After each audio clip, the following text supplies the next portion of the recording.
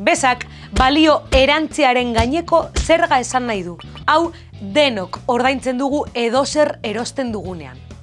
Seguru gertatu zaizula inoiz. Jatetxe batean, kontua espero baino garestiagoa izatea. Askotan horregaitik da. Ikusi dituzun prezioei bezaren zatia falta zitzaielako. IVA edo impuesto sobre el valor añadido espainieraz Hego Euskal Herrian. Eta Ipar Euskal Herrian, taxe sur la valeur ajoutée edo TVA frantsesez. Barkatu, ez dut ondo kontrolatzen frantsesa. Baina produktu guztiek ez dute bez berbera.